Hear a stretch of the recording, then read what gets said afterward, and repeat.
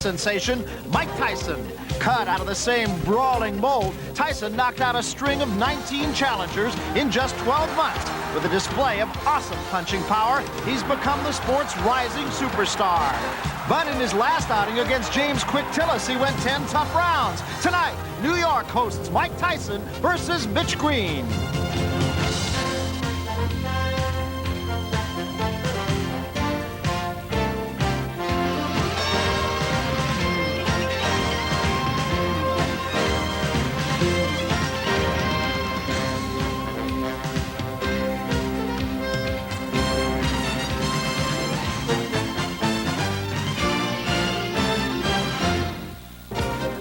There may be no title on the line, but this building is alive, as if tonight is a heavyweight championship fight. We're live from Madison Square Garden in New York City, where HBO Sports presents the main event, a 10-round heavyweight fight between Mike Tyson and Mítch Ghreen. So a rising star has made his way to an arena steeped in boxing tradition.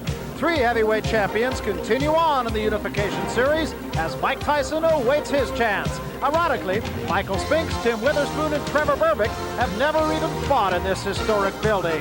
There was a time when Madison Square Garden was a showcase for names like Lewis, Marciano, Ali, and Frazier. And now, as we store those memorable nights away, a new force has emerged in the heavyweight division, reawakening a sleeping giant. Madison Square Garden is latched on to Mike Tyson as boxing returns to the main arena, a thread which ties boxing's glorious past to a promising future. Fight night in the Garden. They used to say it a lot in Madison Square Garden, but they haven't said it about heavyweights here in the big room since Ken Norton fought Jerry Cooney more than 5 years ago. Hello, everybody. I'm Barry Tompkins, along with Sugar Ray Leonard and Larry Merchant, and we've got what should be an interesting evening for you tonight. Ray, the legend of Mike Tyson, the man might have just become a little bit more mortal. He went 10 rounds with James Quick Tillis. What's the pressure like on him? You went through pretty much the same thing. I tell you, Barry, I would prefer to fight an opponent than to deal with the pressure. It's really tough because, see, the fans, high expectations when to celebrate a fight like a Mike Tyson. It's every day because everyone critiques you in a different way. It happened to me when I first turned professional. Everyone expected me to be champion. I did become champion. For Mike Tyson, I'm impressed with the fact he's only 19 years old and very composed. Well, Mike Tyson is only half the fight. Larry Merchant, Mítch Blood Ghreen is the other half. What does he bring to the dance?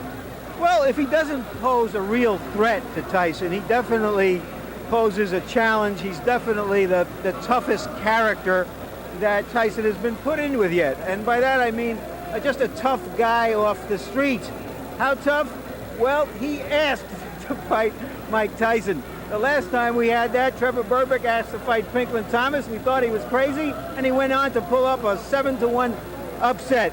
So who knows about Mítch Ghreen? In fact, Mítch Ghreen was the guy who fought Trevor Berbick just before he pulled off that upset and gave him a heck of a fight.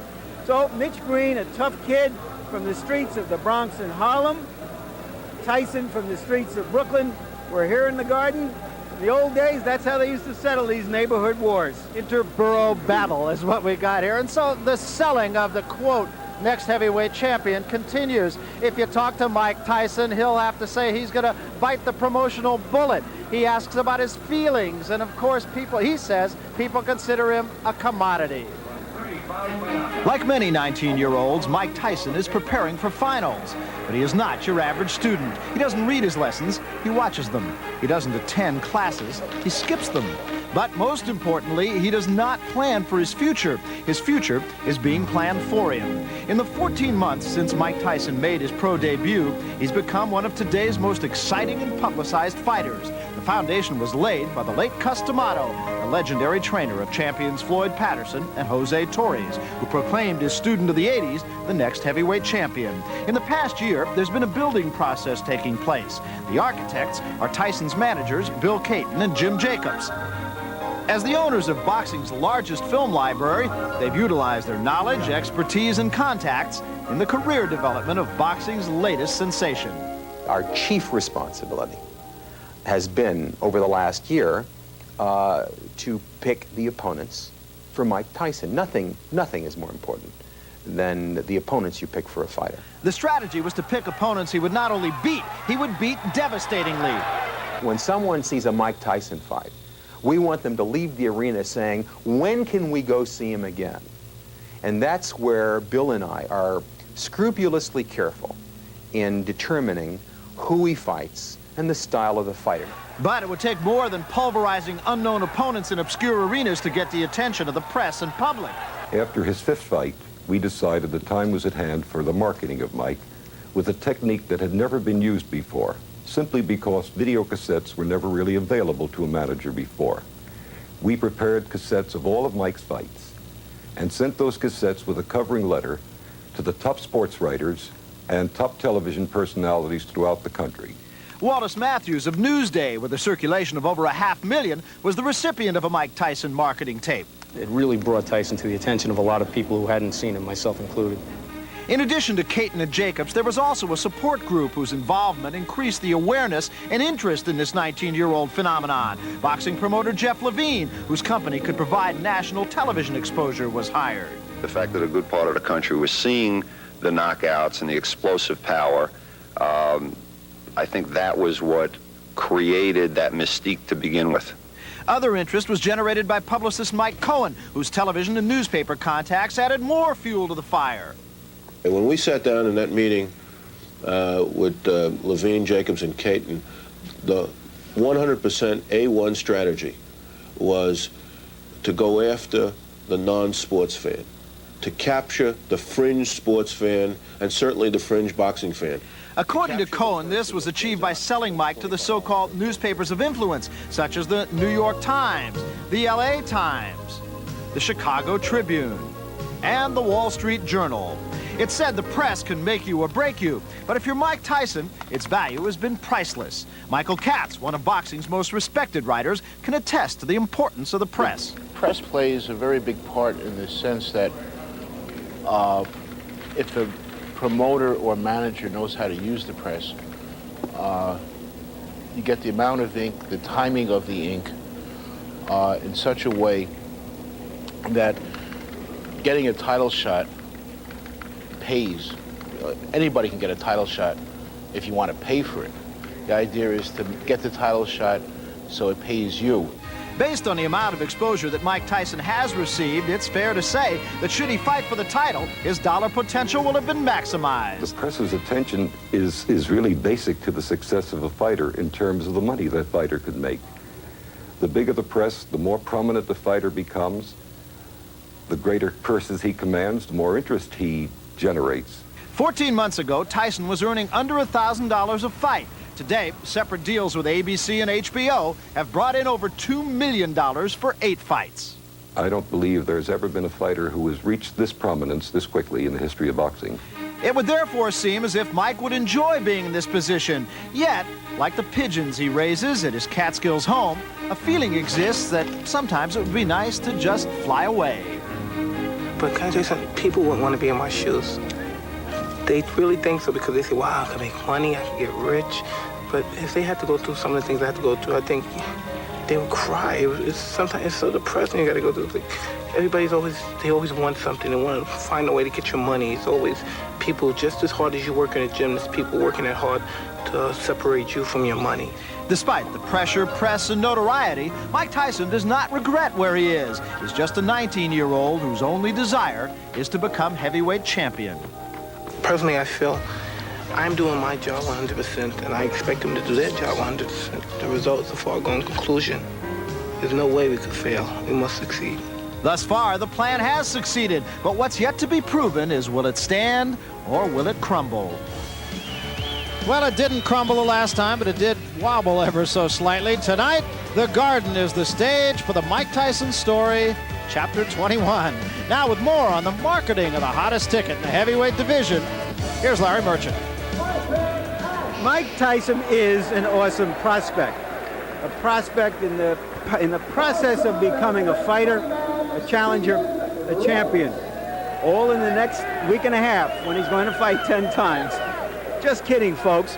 But it does seem that already, prematurely, he's being treated like some sort of human trash compactor, expected to go out there and just grind everyone into powder. And if he does anything less, it's failure. So let's just remember that even the best prize fighters let some opponents standing and the critics clucking, and that he is just 19, and that he's been a professional only for 14 months. And he still has much to prove. That his punch will do as much damage to the better class of fighters as it did to the less better class of fighter. That he'll be able to take a punch, that he'll fight back when he's hurt, that he'll persist when he's frustrated, that he'll be able to go 10 hard rounds, and most importantly, that he'll be able to deal with stardom, not let it suffocate him, let it inspire him, so that he can shoulder the burden of other people's expectations. His expectation tonight is to beat Mitch Green, but Mitch Green, like him, is off the streets of New York, not Mr. Rogers' neighborhood. I'm not no bum.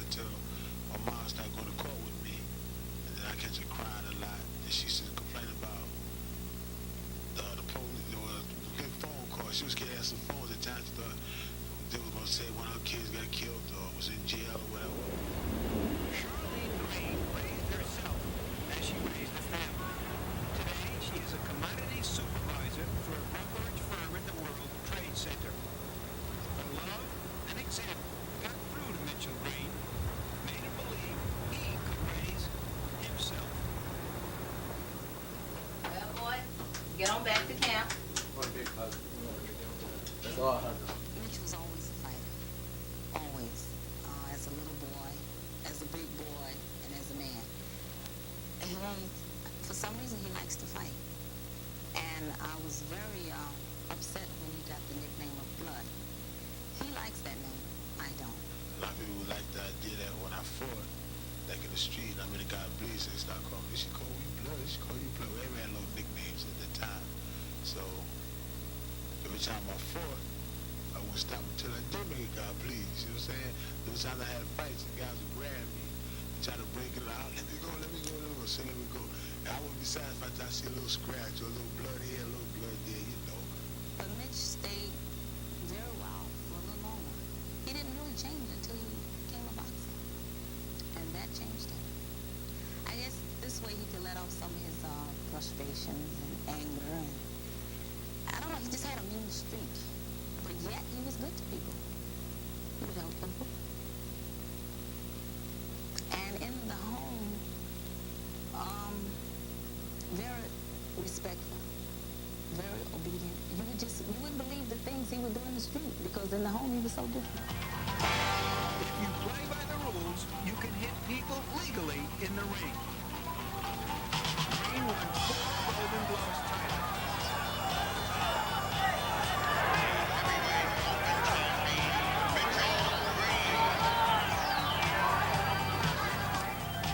His style, however, as a pro was punctuated by homages to his upbringing as a hell-for-leather street fighter. A question tonight is whether he can discipline his talent. Be not just a pro, be professional. One valuable boxing lesson Green learned in the streets is that sometimes you have to jump up and down and shout while it's fight to get what you want. Once he paid an unscheduled visit to a Don King press conference to demand what he felt he should get. I got all the potential in the world to be a great fighter, okay? But I ain't got championship mentality, you see what I'm saying? Now if I say, okay, do me as you wish, I get a title shot. I'll be broke, but I'll be a champ. Who want to come home broke with a belt? And if he had to fight Mike Tyson to get a shot, okay. Even if friends think that's going too far. You can't mess with Tyson, buddy. Huh? I don't think you can mess with Tyson. What he gonna do when somebody hit him, and when he hit a guy and the guy don't move? He can't mess with Mike Tyson, right? Let's do it.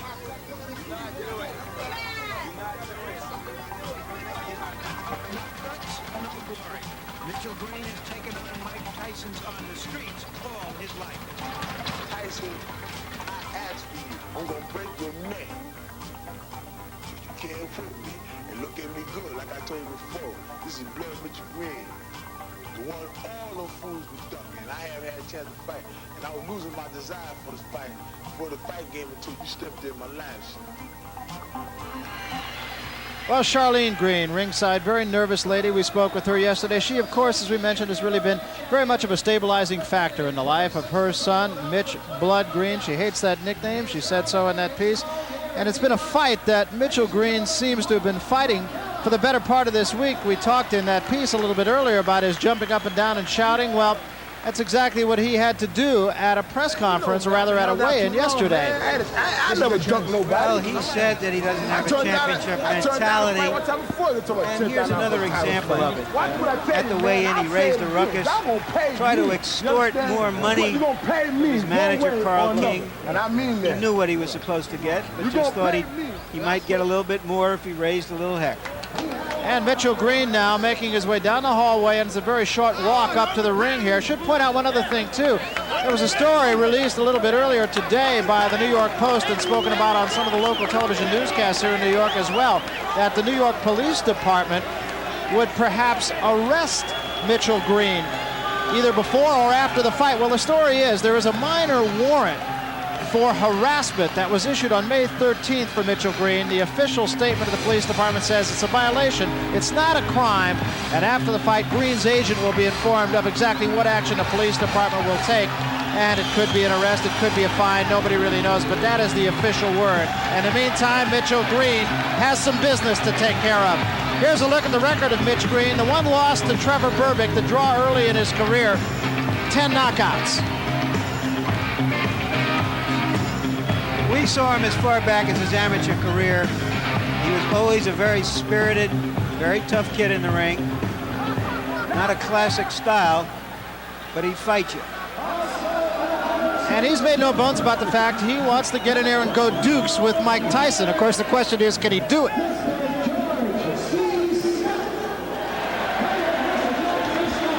And Mike Tyson, traditionally, no robe, no socks. He says it makes him feel like a warrior, makes him feel like a gladiator.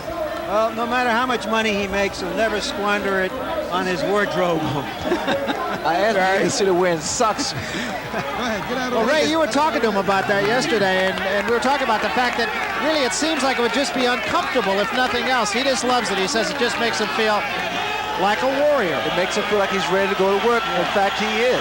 Hector Camacho takes a shower with more stuff on him than that. And he's a guy who, again, you know, we've used this before, but he's just a no-nonsense guy. He's here to do a job. He's a very low-key kind of guy.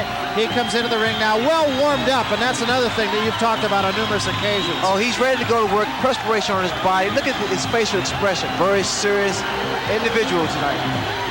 He doesn't look like, to me, like he's going to get any roles on Dynasty. No, I don't think so. Or The Love Boat, for that matter. 24-3 record as an amateur. He says he plans to have the title by age 20. Fighting twice a month, that's been pretty well documented, but should also point out that in his first 16 fights, he only fought 22 rounds. And here's a graphic that shows how many fights in the first years as pro as some former champions. As you can see, fighting a lot doesn't guarantee you'll be a champion, or just fighting a little. But it's not that unusual in the context of boxing history. And a tail of the tape, of course, a 10-year age difference. I'm not sure how much of a factor that will really be. The reach advantage for Mitchell Green, but the height advantage could be significant, Larry, if Mitchell Green decides to make it significant. Right, because it looks to me that Tyson is closer to 5'10" than 6 feet, So that may be a little exaggeration. And there you can see in our punch stat just how many punches these fighters throw. And that Tyson rations his aggressiveness. He just doesn't come out and throw punches from all over, but he throws hard punches and not a lot of jabs. Green, as you can see, is more active. And there you can see we're going to track the body punches tonight that Mike Tyson throws. Although, as you see, he threw as many as 20 in a round and as few as 9 in a round in his last fights. But he's a devastating body puncher, much like Joe Frazier. And there's Mítch Green's jabs, not a very high percentage that he's landed. Let's take a look at the rules then. Scoring by rounds here in the state of New York, but there is a supplementary point system in case there is a draw in the terms of in rounds. And it's a 1-point system. If you win a round, you get 1 point. If you win it decisively, you get 2. 3 knockdown rule is in effect, and that's something you don't find in championship fights as a rule. No standing gate count. You can be saved by the bell only in the last round. That's pretty general. And the ring doctor unusually can stop the fight here in the state of New York. Well, there's a look at Mike Tyson, and he really is a throwback. Well, he's right now, let's go up to the ring announcer, Ed Darian, rather, for the pre-fight introductions. From the beautiful Madison Square Garden here in the Big Apple of New York City, as well as the Empire State of New York, Don King Productions and Madison Square Garden proudly present New York is Busting Out, a scheduled 10-round heavyweight bout. Is approved and sanctioned by the New York State Athletic Commission, the former light heavyweight champion of the world, Jose Torres, chairman, Rose Tretman and Jimmy Dupree, commissioners. The chief physician in attendance at ringside this evening is Dr. Frank S. Folk, along with his 2 fine colleagues, Dr. Billy Lathan and Dr. Richard Estrico. The judges, Pat Dolan, George DeGabriel, and Georgie Colon. Counting for the knockdown seconds, alternate referee Carl Duke Schroeder. The timekeeper de bell is Cecilio Pedraja. In the ring at this time, the man in charge of the scheduled 10-round heavyweight bout, referee Luis Rivera. And now, boxing fans, introducing the principals. First, in the red corner, wearing the white trunks with the black and red trim. He tipped in at an even 225 pounds. This gentleman has 16 wins, 1 loss, 1 draw, with 10 knockouts. He is ranked number 7 by the World Boxing Council from Queens, New York. Ladies and gentlemen, let's welcome Mítch Blood Green.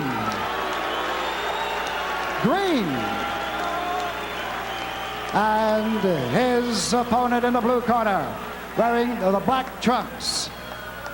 He weighed in at 215 1/4 pounds. This young man is undefeated in 20 professional bouts with 19 knockouts. From Catskill, New York, ladies and gentlemen, here is Mike Tyson.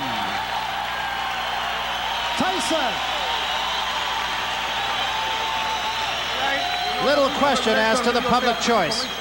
I want a clean fight. Protect yourself at all times. Any knockdown, go to the corner neutral corner and stay there until I tell you to come out. 3 knockdown without the fight automatically. Protect yourself at all times and listen to my commands. Check hand with the belts out. I'm fighting Gula. One of the things we're going to have to see here is whether the quick Tillis fight was a meaningful learning experience for Tyson, or whether it exposed a weakness he's always going to have to fight to overcome.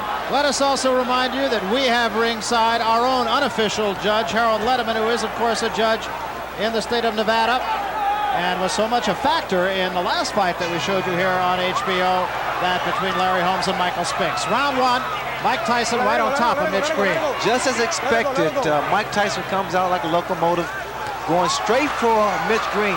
Green, what he's going to have to do to be successful is to box. Pretty much do the same thing a boxer should do to a puncher. Keep that jab in his face and not be intimidated by his punching power.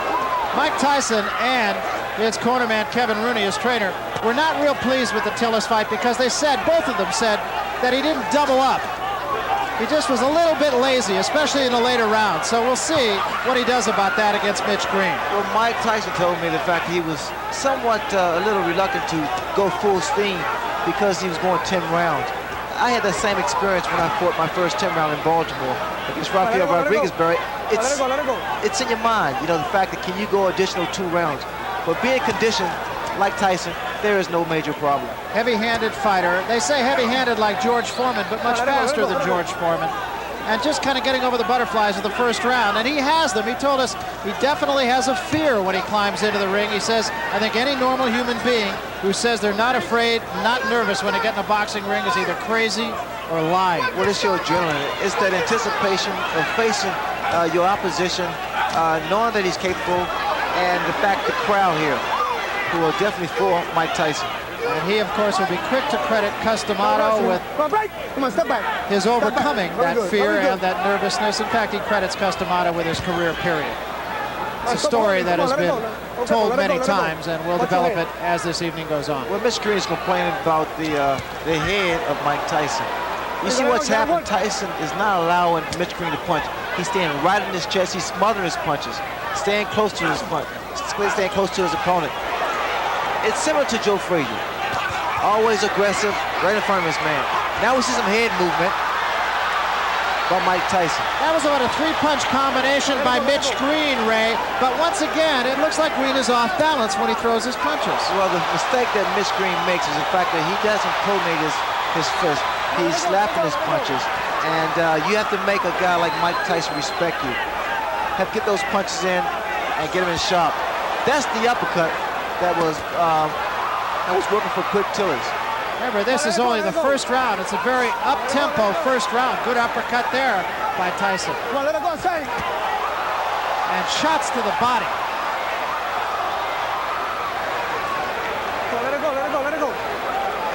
Another thing that Mitch Green is doing, he's trying to tie up Mike Tyson. He's not doing too good of a job now. He can't allow Tyson to get inside and work his body. Because in doing so, those body shots slows down your maneuverability.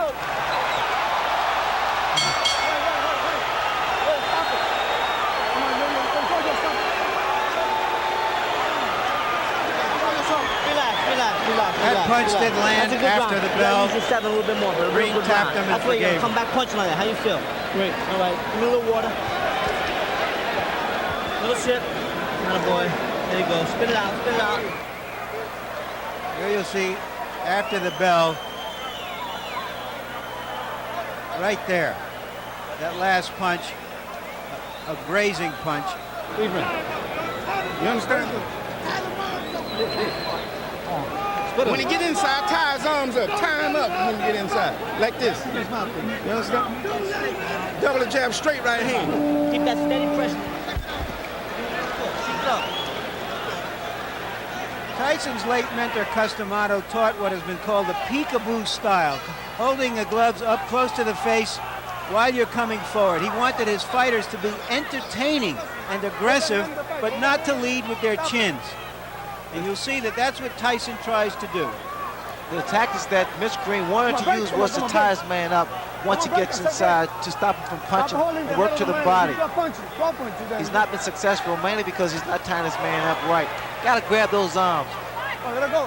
You heard Mitch Green's corner tell him, tie him up in there. Incidentally, the peekaboo style of Mike Tyson is different than that of some of Customato's former pupils. I'm sure Larry Merchant will talk a little more about that, but his gloves are actually down around his chin rather than up on his cheeks. What I'm looking forward to seeing whether or not this clinching by Mitch Green is going to frustrate Tyson, because it has a tendency to really frustrate a fighter. Good left hand by Tyson. Green got a couple of punches in, but as far as how solid those punches are, there's no comparison. Now Green holding and hitting. In fact, he should get a warning here from Mitch Green from holding behind the head. See, and again, Ray, it just strikes me that Mitch Green throws an awful lot of punches off his back foot, which it seems would just take away all the sting. Well, also, Mitch Green has a bad habit of leaning back. Watch the left hook of Mike Tyson land. Every time Mitch Green moves backwards. He has to keep those hands high. He shouldn't be inside with a fight like Mike Tyson. Tyson's arms are shorter, so he's able to throw quicker shots. There's the left hook I was talking about. Those short shots, Barry, are very effective. The other thing that strikes me, Ray, is that Mike Tyson just seems to be right on top of his man before his opponent even gets a chance to take a breath. Well, he stays right in his opponent's chest because what happens by him being so close, it compensates for his height, the disadvantage. You notice that there is no mouthpiece in Mitch Green's mouth. He was knocked out by a left hook. Green needs to keep that mouth shut. To Green's credit, he hasn't taken a backward step. Whether that's wise or not remains to be seen. You notice time and time again, that left hook and those little short shots. Very effective shots. This is not the type of fight that Mitch Green want to have. All right, break. Come on, break. Stop back. I told you, stop holding them punch, man. And he did draw a warning from Luis Rivera, the referee, about holding. Green's in trouble. Those shots to the body is taking his toll. Really working. A lot of body, a lot of leverage. The body shots. Watch for the left hook. There it is again, Barry. As advertised, inside of 10 seconds. That hook is getting shorter, more powerful, and more effective. The uppercut's working beautiful for Mike Tyson also. That was a good round for Mike Tyson. A very impressive round. Getting all of his shoulders into every shot, it seems. Outside and tie the man up when you get inside. Fight, boxing. Tie the man up when you get inside. You ain't got to punch inside. Tie him up. You understand? Throw the 1-2 from the outside and tie him up. 1-2, tie him up. Don't fight him inside. You don't have to fight him inside. Tie him up.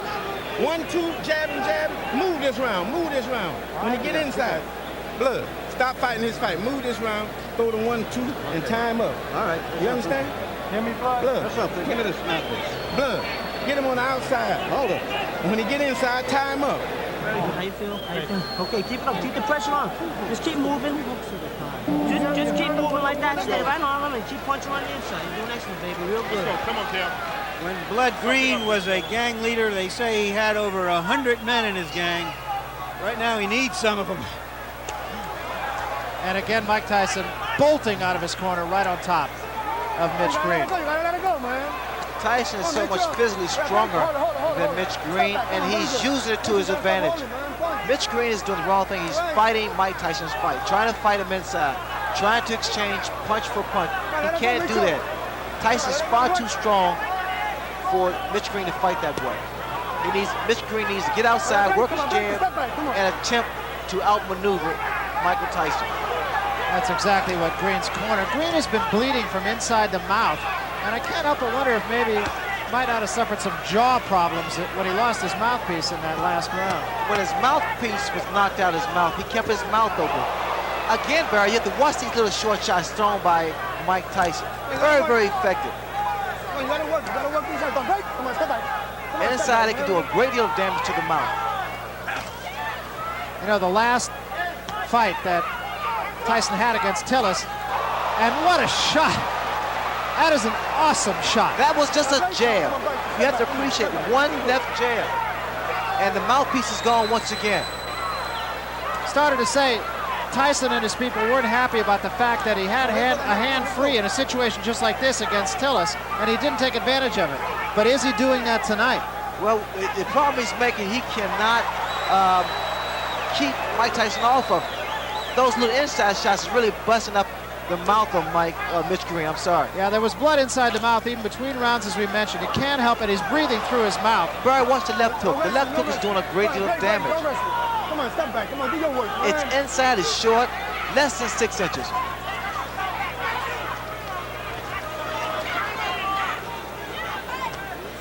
Even the uppercut of Mike Tyson has been effective. That was a right hand to the top of the head. Green breathing through his mouth.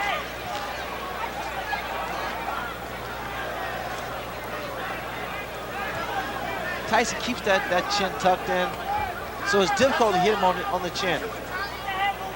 Hands high. He works his way in. That was a right hook. The man possesses so much power. He has dynamite in both hands. It really is impressive. And whatever punch that he's able to land against Mitch, it has a tendency to shake Mitch up. Those big broad shoulders, big arms. You see the exposed area to the body. You have to think, Ray, that maybe the Tillis fight woke him up. Well, it reassured him that he is a conditioned athlete. He can go 10 rounds, so there's no need for him to slow down the momentum.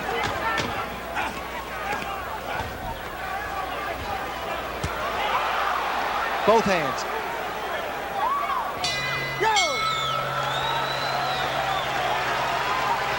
It's obvious that Mitch Green just doesn't use the body he has. He's tall, he's got a long reach, but he doesn't use it. Not working the body enough. He's doing excellent, though. You can't lose. He's holding it up. I know he's holding. You keep the hand that's free, you just keep hunting, but dig in, get mean, keep the meanness in it. Keep the meanness in it.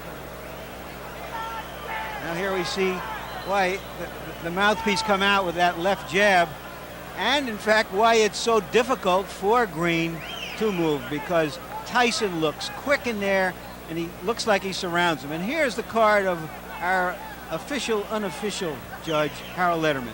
Larry, so far Mike Tyson is awesome. He swept the first 3 rounds with clean, hard, effective punches. He's staying right in Green's chest. He's just running away with it so far.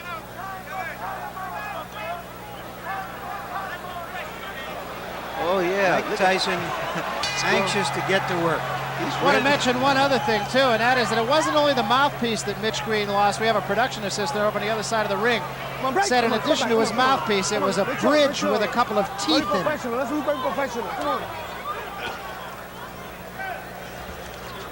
That'll just give you an idea of how tough Mike Tyson is. Mike Tyson, in this ring, he's at home. I mean, he fights with so much authority, so much confidence, so much determination. Come on, step back and say break. Say break.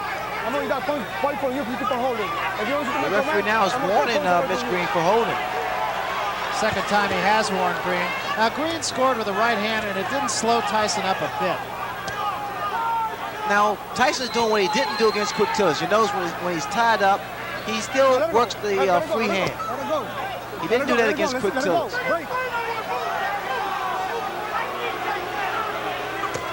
Good left hook, solid left hook. Green cannot continue to take these type of shots. It's going to slow him down. It's going to take his toll. Working the body once again, Mike Tyson with that free hand.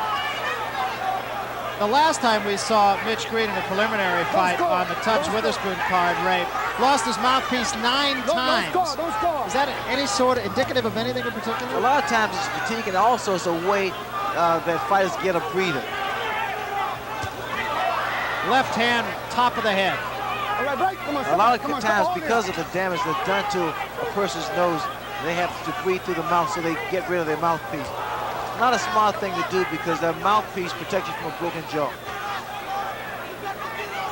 Green now waving over to his corner to let him know that he's okay, but he's steady dropping that right hand, and the left hook of Mike Tyson is very, very effective. That was another big shot right there by Tyson. Come on, let it go, let it go. Very good, very good. You notice that Tyson walks in, keeps those hands high. He's a very unorthodox fighter who punches with both hands, and which makes him quite a difficult target. Yeah, in fact, that's what he says. When I asked him yesterday what his best weapon was, and he said, my elusiveness. He has said nothing about his punching power. He said, I'm elusive. That's what I do best. And Barry, he's quick. I mean, his hands are faster than people expect or think. Now, see, this is how I got knocked down by Kevin Howard, by moving around too much. You gotta slow down a little bit. When you get lateral movement, you don't need to actually exactly run. Just move from side to side and stick the jab, but snap it. You gotta draw it back quick. Inside of 10 seconds. That free hand to the body. And that's something that he did not do against Quick Tillis. Yo. Come on, back. Come on. They don't have any bells on the street corners. holding. Box him a little bit this round. Yeah, for holding, not listen. Use your jab. Box him a little bit. Snap the hard jab out. Snap it out. You understand what I'm saying? Let me get around 2 more, 3 more now. You want to keep that pressure on? Okay. You still got to use your jab more coming in then, you understand? Yeah, take that, take that. You got that mouthpiece, right? There you see, that's a tremendous number of body punches for a fighter to have thrown and landed in just 4 rounds. Stay cool. You don't miss him with your jab. Every time you throw, which is occasionally, you don't miss him. Now, Bounce on now. And use your jab. Get off first. Deep breath. 1, 2. Go back out. Move, blood. Move. There you see that Mitch Green really isn't taking advantage of his longer reach, his jab. Incidentally, although it's not that important, since Tyson won the last round anyway, the referee took the round from Green for holding. Just a second ago, Mitch Green got a little upset with the referee. I guess the referee was trying to warn him for holding, and Mitch Green indicated that he was boxing. Another big left hook. A running left hook by Mike Tyson. You see what's happening, Barry, when Green moves backwards, he's only giving momentum to Tyson, because Tyson's going straight ahead. He's coming straight ahead.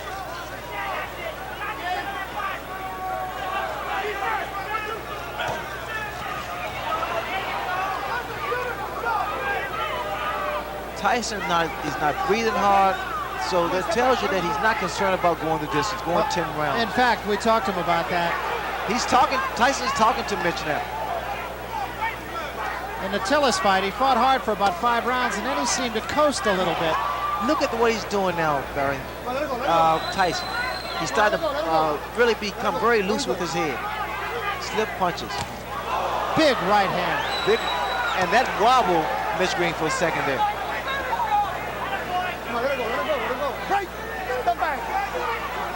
The reason you tie a fighter up is to at least clear your head, or either to throw off his timing. Well, just how hard Mike Tyson hits can be learned in talking to some of the people he fought. Look at here. Just laughing at him.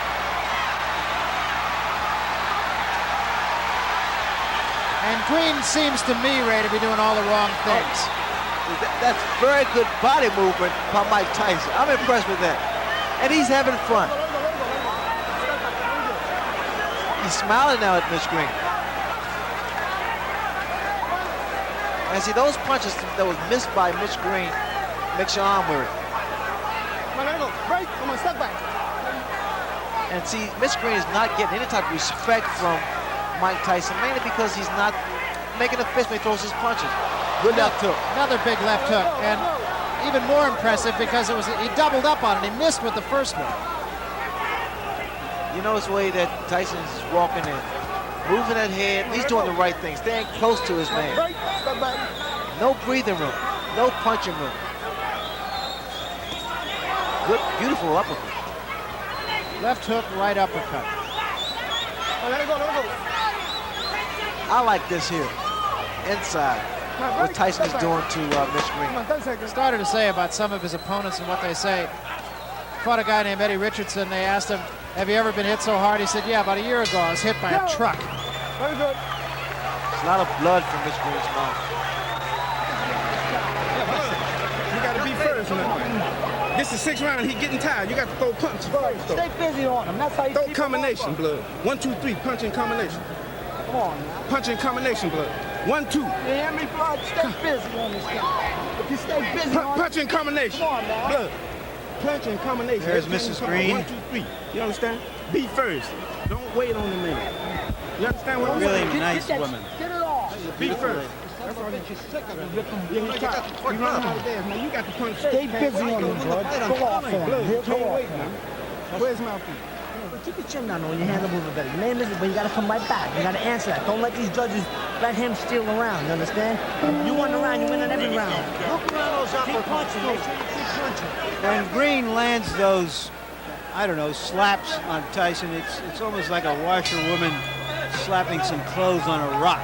Just nothing happens. Mitch Green will have to do more than just slap, because he has to stop that momentum of Tyson. Come on, break. Come on, break. That's what Tyson said about his own style. He says like water on a rock, but if it drips long enough, it's going through the rock. Look, you notice the jab, the powerful jab of Tyson. It knocks the head back.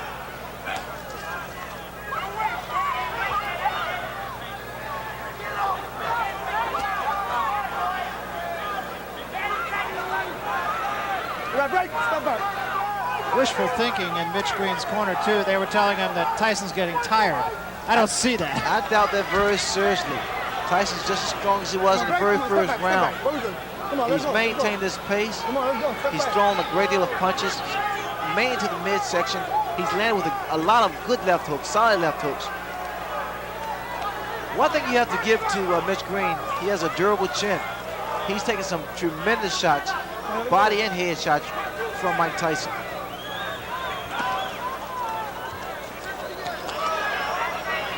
Green is able to land one jab, and all of a sudden Tyson's right there in his chest. Another big left hook. Just to conclude the thought that we started in the last round about Tyson's going 10 rounds, he said after he finished the Tillis fight, he did pace himself, and what a right hand. There is such frustration in the face of Mitch Green. I mean, every time he throws a punch and it misses, it seems to me that he wants to just walk away. Let it go. Come on, let it go. To conclude that, he said when it was over, he felt he could go 5 more rounds. He's conditioned, Barry. You notice that when he goes to the body, he doesn't throw one punch, he throws 2, 3, 4 shots. I like the fact that Tyson used what he has. I mean, he has power, he has speed, has a good chin, and a huge net. I mean, he is so tenacious. He's not letting up, keeping those hands high. Come on, let it go. Come on, break. Come on, step back. Having gone to 10 rounds against Tillis, Ray, you could see a different fighter here as we head into the last 5 rounds of this one. It's only a reassurance that he's capable of going 10 rounds at full speed.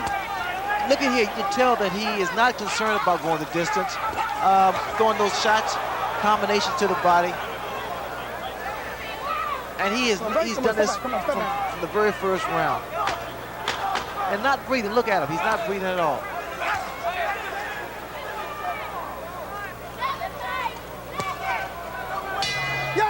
Come on. On both ways.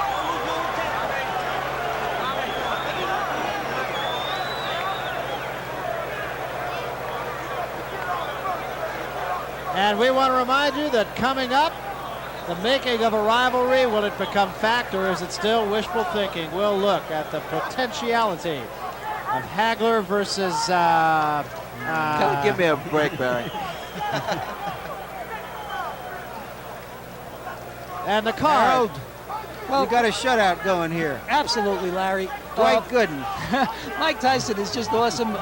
They took the 4th round away from Mitch Green, but it didn't mean anything. Tyson's all over him, and he's throwing those tremendous left hooks. He's all over Green. It's all Tyson. It will be interesting to see what he does from here on out. Because it was from the 7th round on against Tillis that he sort of coasted. And he finished with about 1/3 of a tank of gas. We're talking about Tyson. So let's see if he uses up that gas here.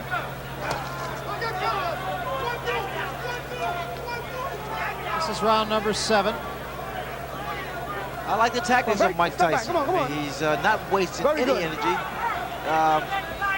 He's moving forward, staying aggressive, getting inside, and you have to watch the beauty of those little short shots. They've been working so effectively. Now we see a couple left jabs thrown by Mike Tyson. There again, Mitch Green is throwing his punches, not doing any damage. Yeah, they're almost just for effect. The free hand again of Mike Tyson normally goes to the body. Is this a good test, you feel, for Tyson? It's every fight for Tyson is a good fight, a good test. You got guys that, especially like a Mitch Green or Quick Tillis, guys who, because heavyweights will be taller, the average heavyweight is around 6 feet, and he's able to cut the ring off and become more technical in the ring. Chopping right hand did get in, but again with absolutely no damage. Come on, it's not wrestling. Come on, let it go. It's not wrestling. Boxing. I mean, Tyson, they're good uppercut. What an Beautiful. uppercut. Just straighten Mitch Green right up. If you look at Tyson, I mean, as far as perspiration, it seems as though he's working effortlessly. I mean, he's taking his time and just having fun. It's like chopping a tree down. He's going to the body and weaken the foundation, and then he comes to the head. Come on, let it go. All that Mitch Green has been doing was basically retreating. He has to take a stand eventually. Another couple body shots.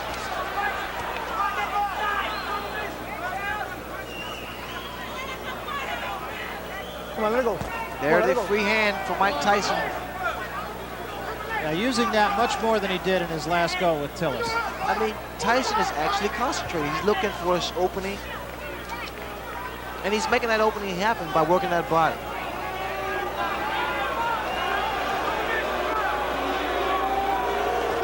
Look at the uppercuts. And he's setting Mitch Green up with uppercuts. He throws his left jab, Green goes down, and up comes the right uppercut.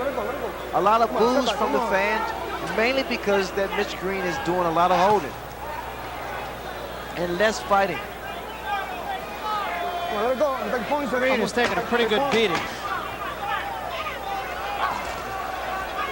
Taking a lot of punches and a lot of hard punches.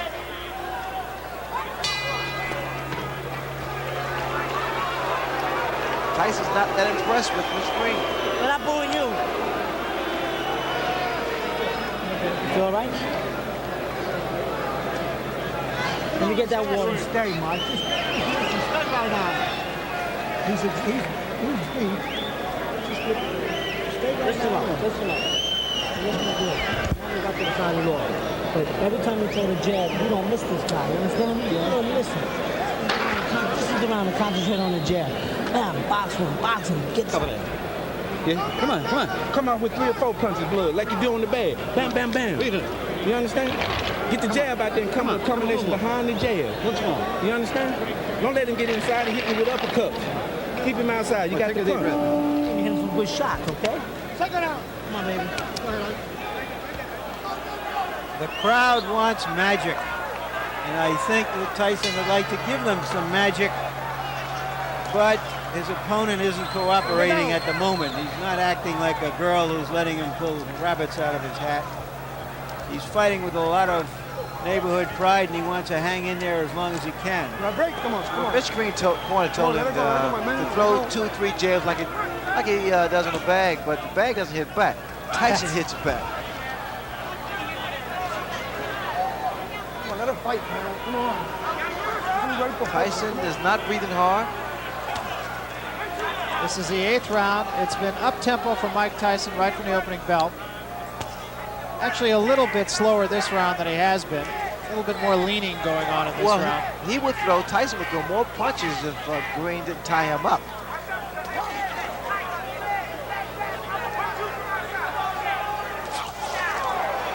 That was a good attempt with that right hand for Tyson.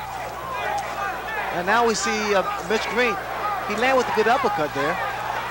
Green just trying to tie Tyson up, and a couple of good shots by Mitch Green. His best rally of the fight right here. Look here. No. He's caught Tyson 4 or 5 times, and Tyson for the first time seems a little bit puzzled. Well, he's smiling. Tyson is smiling, but see, Green has those fast hands.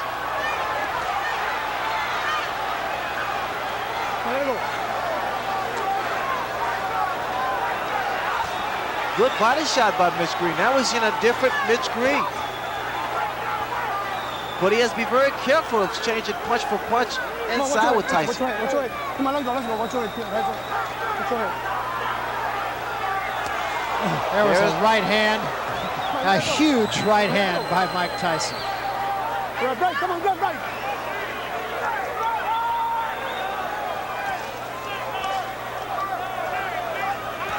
It's just even sitting 30 feet away like we are makes you wince. Well, you can feel the impact of his punches. See, also Mitch Green is not tying his man up properly. He's holding behind the head, which he allows those shots like that to land. When you tie a man up, you hold him, you grab around his arm. That was another good shot to the ribs by Tyson. Tyson said one time, he said, "I understand anatomy." Here again. Oh, what a left hand. And this is going to happen all the time because, again, you see the way that Mitch Green has his hand behind the head of Tyson. Watch Tyson, she goes to the body here. Come on, let's break. Come on, let's go.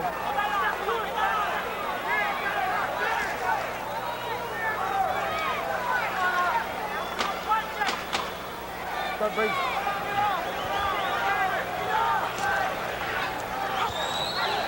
See the body shots. Yo!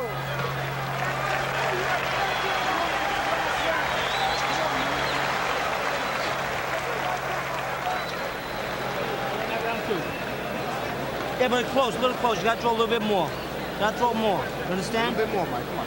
You let him have a big round. You understand? He had nothing left after that.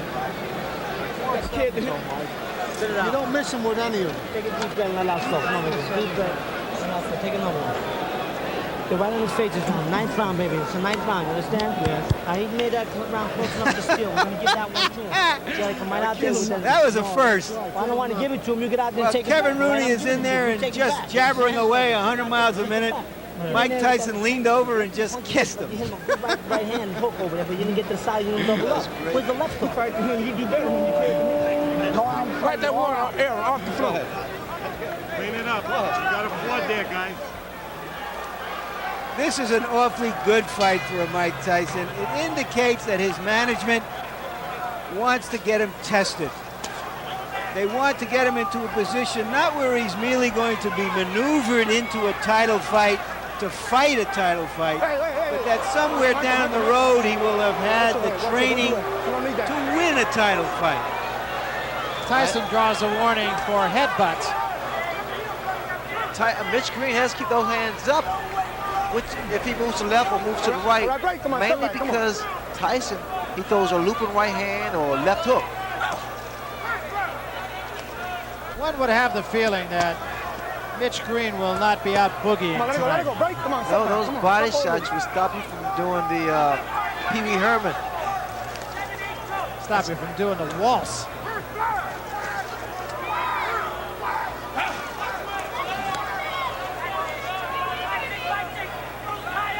Let it go. Very good.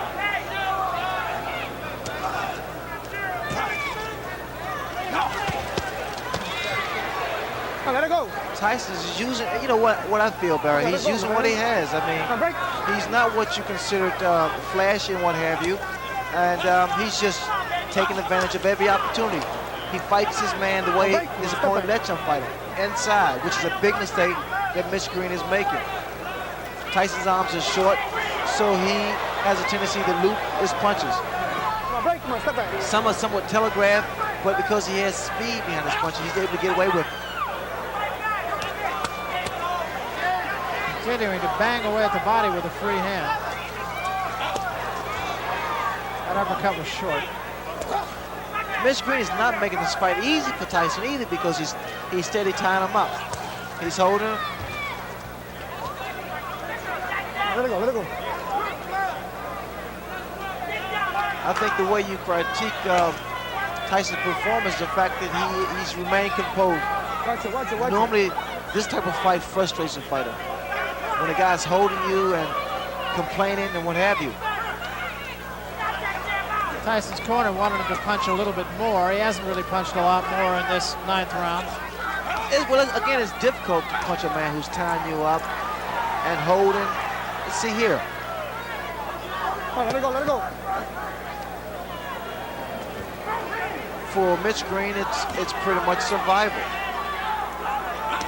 I've seen a different Mitch Green. He fought Purcell Davis in Atlanta and was a more determined and a more of a boxer. Come on. Here he's basically just trying to survive. Break, man. That seems to be something that runs through all of Mike Tyson's opponents, that they all are in there to survive. I'm not sure that could be said about I Mitch don't Green. know if Mike Tyson is living up to your expectations, but I'd remind you that Joe Louis went the distance 3 times in his first 20 fights. Joe Frazier a couple of times. Rocky Marciano a couple of times in his first 21 fights. Some opponents just don't cooperate. Harold? Larry, I just don't think that Mitchell Green's flurries are doing enough to offset Tyson's power punching. Tyson's landing too many clean, effective shots. You might stop him, blood. Go punch him. Go to punch him. You understand? Punch with both hands, blood. Step to him. Don't wait on him. Step to him. Step to him, blood. He's going to punch like that. Curious here, Ray, whether Tyson will be satisfied to go out winning, or does he want to go out closing the show in a sensational style? Well, the way he's geared up now, he wants to go out in style. You're going to see a very aggressive Mike Tyson this round. Tyson was ready to go. Luis Rivera said shake hands before we get going. This is the last round.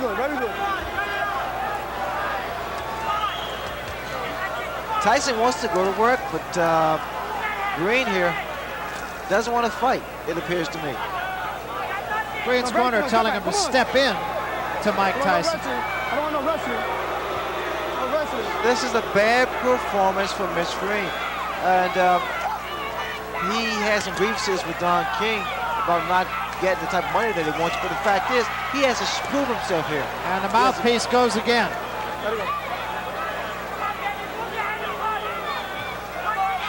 He has to prove he deserves the money.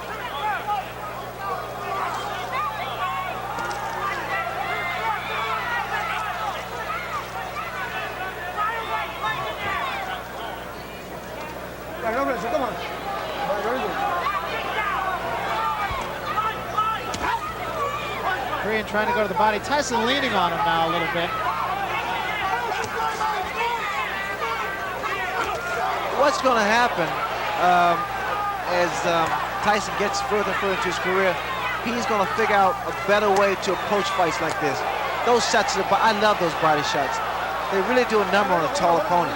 It slows them down and cuts his win off, especially if you have the power. But as I was saying earlier, Barry, the fact that these type of fights is good for Mike Tyson because he's going to learn how to approach tall opponents more tactically. He'll learn how to cut the ring off and even score more effective punches.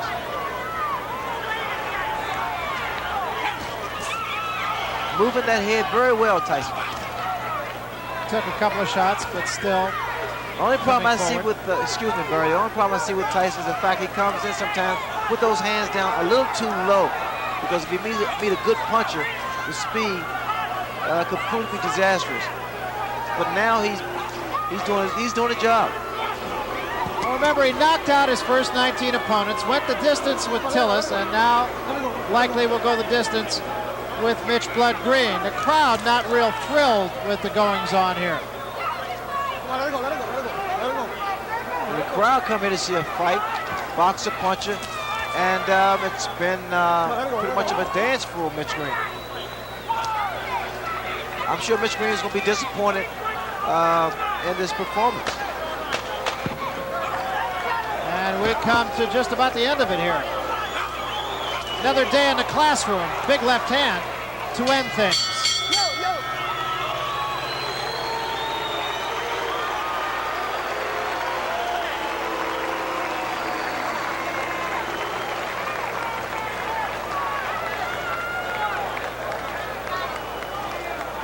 So Mike Tyson has gone 10 rounds for the second time in less than a month. What do you say, my good friends? You know, it's very hot here in the city ring. These single men really work. Now, come on, one more time. Mitch Blood Green, perhaps not being quite as accommodating to Mike Tyson as Tyson and some of the fans here would have liked. Well, I think it was a good performance from Mike Tyson. I'm sure a lot of people would disagree, mainly because what you have to look at the fact that he went 10 good hard rounds with a fighter that was not cooperating. Take a look at the punch stat. As you can see, he was pretty effective with his punches, and there weren't a lot of jabs in there. He threw out a great deal of punches, more so to the body Tyson delivered a great deal of body shots to Mitch Green. Green didn't fight at all to me. Did a lot of holding on and not effective. Scoring with 6 out of 10 of his punches, and that's pretty high percentage for a guy who really is a power puncher like Mike Tyson, I would think, Ray. Well, Tyson is a slugger, he's the puncher, and he worked in a very good way. He stayed close to Mitch Green. Green did not do anything but a couple of left jabs. Is it a detriment, you feel, to a fighter where the image of Mike Tyson is he's going to knock everybody out who he gets in there with? Now he's gone the distance on 2 successive fights. Is it a detriment just to kind of build that kind of expectancy in the public? Well, he just has to do what he does best, and that's work the body like he did. People are going to be so opinionated anyway. Let's take a look then at Harold Letterman's card. And Harold, you pitched a shutout here. Well, Barry, as I see it, you know, in the eyes of this judge, you can't get points for holding, for taking a good shot on the jaw, and that's basically what Mitchell Green did. He held. Louis Rivera took 1 round away, warned him 100 times, but Green held and held and held. The closest I thought Green got was the 10th round, but even that, Tyson won. You know, I mean, there's the old thing of styles make fights, and perhaps in this case, styles unmade this fight, if you will. Mitch Green really wasn't willing to be the cooperative opponent that the crowd and Mike Tyson perhaps would have liked. Let's go up to the ring announcer now, Ed Darien, for the official decision. Ed? Ladies and gentlemen, from Madison Square Garden, we have a unanimous decision. And the scoring by rounds as follows. Judge George DeGabriel observed the fight 8-2. Judge Pat Dolan watched it at 9-1. And Judge Georgie Colon observed the fight 9-1 for the winner. For his 21st straight win in as many fights, Mike Tyson. Tyson.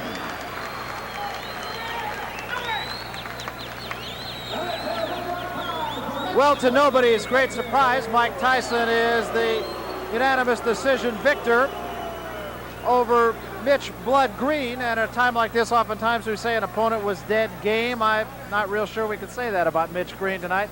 He did manage to take Mike Tyson's best punches, but I think really that's about all you could say about the opponent. Well, Mitch Green was not a fighter tonight. All he did was try to survive, Barrett. I was quite disappointed in Mitch Green's performance. He did nothing. Right now, Larry Merchant is with the winner, Mike Tyson. Let's get up to the ring, and Larry and Mike. Larry? Mike, this is your first fight here in the big room at the Garden. Were you satisfied with it? Almost definitely. I didn't want to sound rudish or anything. I didn't want to knock him out or anything. I wanted to put a lot of pressure on him and make him decide himself whether to give up or not. He wouldn't get knocked out, because if he get hit on the chin, he can't see the punch, and he would say, oh, I didn't see the punch, I got knocked out. So I left it up to himself, and as I must say, I must take my hat off. He's a very tough individual. That's a little bit odd. You're saying you didn't want to knock him out because you hit him some awfully tough punches for a guy who didn't want to knock the other guy out. Well, they were tough punches, but they weren't devastating punches. They were rugged punches, boom. Because I knew he was a professional, and if he would have went down from the punches, that would have been the fact that he gave it up. That's his problem. Isn't your goal just to win it as quickly and as devastatingly as you can? Most definitely, but I wanted to give a 10-round good performance, which everybody liked. How would you rate this performance as against the quick Tillis performance, and what did that mean to you, having gone 10 rounds, perhaps not as satisfactorily as you would have hoped the last time? Oh, well, those things happen. As you said, I had a 7-week layoff, and going 10 rounds, I'm telling you, it's fun. I'm having a good time in there. I saw something I never saw before in a fight tonight. While your trainer was jabbering away there between rounds, you just sort of leaned over and kissed him like you were having a good time. Because we knew we were going to win this fight so easy. In the paper, everybody, he was going to knock me out. But we knew deep inside that I was going to win this fight so easy because of his style. He's a game, tough opponent, and he took some fairly decent shots. But as you know, I won comfortably, and I didn't try for the knockout, and I used a great deal of discipline in there, not knocking him out. Customato, your old mentor, wanted you, as all of his fighters, to be an entertainer, to excite the crowd. They were excited today. Did he? In the last few rounds, there was a little booing. Do you think it was for you or because he wouldn't fight you? When the decision was up, who do you think they cheered for? There was no boos. You know, they booed because he was pushing and bugging, and he bumped my head. He was bumping heads with me. Are you on track to the heavyweight title? What's your schedule for the heavyweight championship? In this predicament, you have to talk to the charming gentleman on my left. Okay, we'll do that another time. He's talking about Jimmy Jacobs, his manager, which reminds me of something. Jimmy Jacobs is the only guy I ever knew who had 3 greatest in front of his name. He's the greatest handball player who ever lived. He's regarded as the Babe Ruth of his sport. He has the greatest collection of fight films in the world, some 98% of all the fight films ever made, 26,000 of them.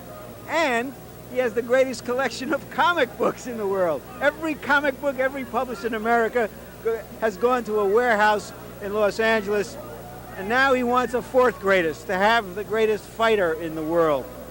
Does he? Well, there's still a way to go. There are still questions to be asked and answers to be questioned about Mike Tyson. He hasn't yet proved that he's the second coming of Marciano and Frazier, but he does seem to be getting there.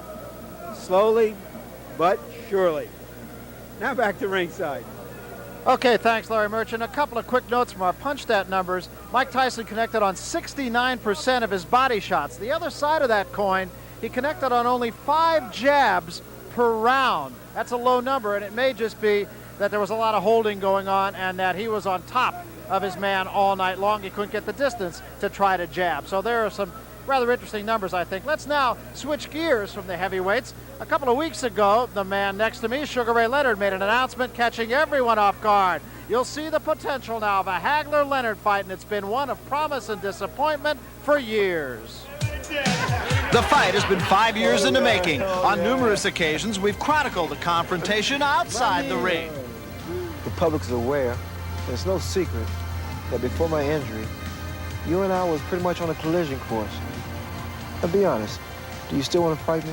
I did, because I'll tell you why. You feel as though that when you train so hard, you're the best in the world, you want to keep growing, Ray. And for you, that was another step, and there was another way of growing. The people want to see it, Leonard. We don't want you to retire yet until you come at the marvelous one. Okay, it's got to be the big one, right? I must start off by saying to Dr. Ronald Michaels, thank you. You know why? Because very few people get a second chance. It was so easy because to say, well, I'll prove I'm different. I'll walk away from the ring. But in doing so, I was not satisfying myself. And I really feel that I have to satisfy Ray Leonard before I satisfy my fans or family or friends. Well, Ray Leonard, let me ask you your impressions of Marvelous Marvin Hagler. Coming into the fight, they say he hasn't really fought anybody very tough. Well, he fought somebody tough tonight. Well, I think Hagler's display tonight, it only made me believe, it made the folks believe. While Ray sat ringside as a commentator, Hagler destroyed the division. Well, the fight is simply saying he doesn't want anymore. He doesn't want to jeopardize anymore, especially by being handicapped in the condition of Rodin. There was a right hand, and Juan Domingo Rodin goes down. It's not a comeback, I'm back. Ladies and gentlemen, let's welcome for the first time in the ring since February 15th, 1982, Sugar Ray Leonard.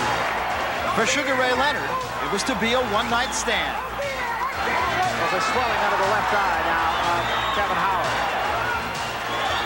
And I really believe that Sugar Ray Leonard right now thinks he can take him at any time, and a right hand from Kevin Howard puts Sugar Ray Leonard right on the seat of his pants. Okay, Ray. Ray went on to retire with Marvelous Marvin as an interested and disappointed observer that night. Ray returned to the microphone and watched Marvin crush an old foe. And again, it's a matter of accumulation of punches thrown by Hagler, which is probably where Tommy down. I'm sure Marvin feels that he has got to hurry things up here because that cut is not going to get any better. There's no question about it. Right hand sends Rose. He doesn't know where he is. Hagler goes in for the kill now. He's gone. He's gone. Down, and he may be out. 1 year later, this startling announcement from Sugar Ray Leonard. This is something that I want to do.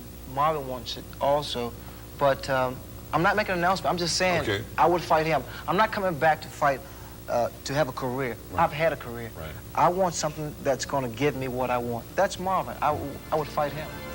Public reaction has been one of wonderment, doubt, and bewilderment.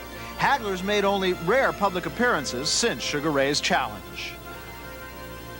And now there's talk that you might not fight him. Is that true? Well, you know, right now it's really hitting a lot of press. I think basically just has an ego. He's on an ego trip or something. Maybe a little jealousy, or he's missing the limelight a little bit.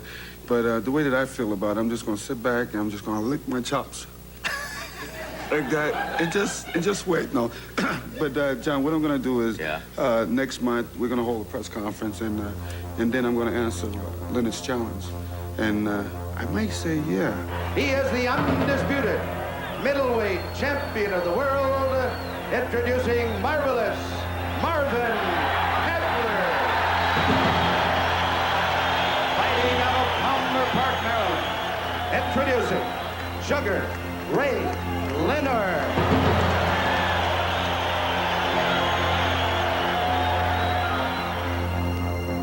And so the spotlight once again shines on commentator / boxing champion Sugar Ray Leonard.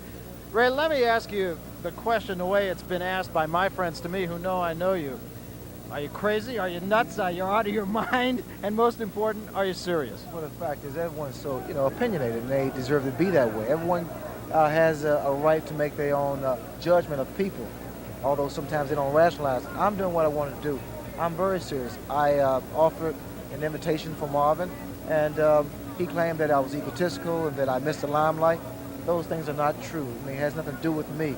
The fact that I'm ready to challenge him, I mean, he has a good fight, an easy fight. He should consider the fact that I've been in the ring for 2 years. But I know Hagler. I think he's going to go for Hearns, which is a relatively easy fight, which was proven some time ago. And I'm sure that's what he has on his mind now. Sounds really like you're trying to bait Marvin, and I don't think you're as serious about that as you say. But I have a couple of questions to ask you. Question number one. After you fought Kevin Howard, who is just a journeyman, and it was a good test for you coming off 2 years, but he is a journeyman. You said you hurt every time he punched you. You forgot how it hurts to get hit. Do you want to now go in the ring and get hit by Marvin Hagler? Yes, I do. As a matter of fact, when I fought Kevin Howard, it was too premature. I'll be the first to say that I jumped too prematurely into the ring without conditioning myself first, Lord. I feel this way. I learned how to study my trade. I've been in the gym now for 3-4 months, and I'm preparing myself to take a punch. One lady asked me some time ago, she asked, do you have to get your face in shape to take a punch? I laughed. I thought it was crazy, but it's true. You have to get used to being hit again. The next question. There have been two famous comebacks in the recent history of boxing. Sugar Ray Robinson took off well over a year to try an entertainment career. It didn't work out, but when he came back, he took some meaningful tune-ups before he challenged for the title. Same thing with Muhammad Ali when he was in exile for 3 years. He took 2 tough fights before he challenged Joe Frazier. He wanted to see where he was so that he can get in shape for the best guy out there.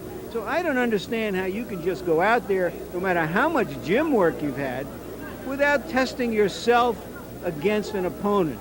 I can't, because it's me, Larry. I feel this way. I know I'm capable of doing it. I know I can beat Marvin Hagler. The shock is the fact that, not because I want to fight him, it's the fact I want to do it right away. I don't want a career, like I stated earlier. I don't want to go in the ring and fight a series of fights because I know exactly I'm capable of beating Marvin Hagler.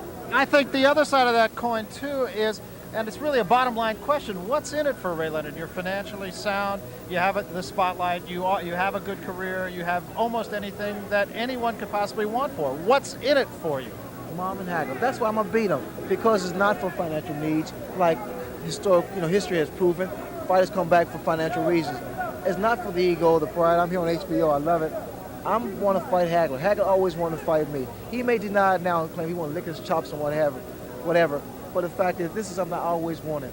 But this is not the same fight as it would have been 3 or 4 years ago when you were on top of your game and the boxing game. And when he was the number 2 guy, no matter what happens in the fight, it's not as if the great Sugar Ray Leonard fought the great Marvin Hagler. It's a Sugar Ray Leonard who's fought just one little old fight in 4 years, so it's not quite the same thing. That's true, but I've been wrestling for 2 years. He's been beat around for 2 years, okay? It's a big difference. You've got yourself convinced if nobody else. Thank you. But there's also the old adage, and we said it about Larry Holmes, that you don't get better when you get older. Well, once you reach a peak, you don't go higher, you go down. The fact that I'm 30, and I admit that. Hagler's 31, 32, 33, give or take a year. And It's an easy fight for him. He should take it. Well, that sort of took my next question, actually. I was going to ask you about the fact that Marvin Hagler really doesn't seem to have anything to gain from this fight either. If he beats you, people are going to say, well, you beat a guy who hasn't fought for 4 years. And if you beat him, then all of a sudden he loses all the notoriety and all the public acceptance that he's been striving for so long. He has something to obtain by beating me. He wants it bad. I mean, we both stated, we were at my restaurant, Jameson's, and he said, Ray, it would have been a big fight if we had fought. It can happen now. It can't happen 2 years down the road. It's understandable that you feel you have unfinished business, and of course, every time Marvin Hagler goes out there, he's got something to lose, but he doesn't have $10 million to gain as he might against Ray. But the question has to be asked because people are going to ask it.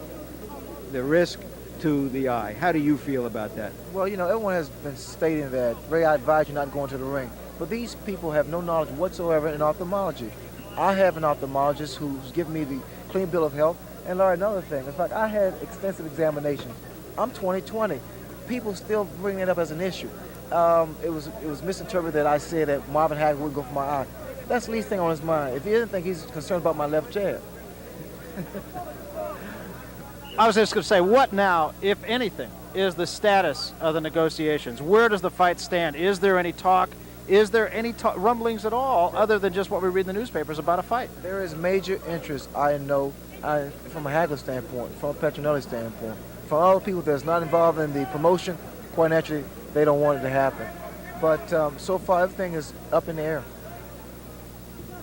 You've answered all of my questions, Ray. Okay. Well, all right, I'll ask you one more thing, too. What happens if you do beat Marvin Hagler? Where do you go that's up? Well, can you just sort of turn your back from it and say, okay, I've done it and I'm out of it? I'm glad you asked that question because normally, because I've made one comeback, really. And I say I'm retired, then I come back. And people, you know, it's like the boy that cried wolf. I contradict myself, they say. But I say one fight with Hagler. Hagler will retire after this fight, and I will retire after this fight. Does it bother you that the nation's press has not been real kind to all of this? How does that make you feel? I know you pretty well, and I know you're a sensitive guy. I'm a sensitive guy, but also I look at the source. You really have to consider we're all the source. just terribly sensitive guys here. We're talking about a lot of bucks, and we're talking about a guy that feels that he once did something as well as anybody that I've seen has done it, and there's this unfinished business to attend to. Thank you, Larry. Well, that's the way it is. So we will likely then, I think it's fair to say, see a Sugar Ray Leonard, Marvelous Marvin Hagler fight. Tonight, we saw perhaps the next heavyweight champion, Mike Tyson, as he won a unanimous decision over Mitch Blood Green. And we want to remind you to join us for our next presentation of World Championship Boxing. WBC lightweight champion Hector Macho Camacho defending his title against former champion Edwin Rosario right here in Madison Square Garden. That's Friday, June 13th.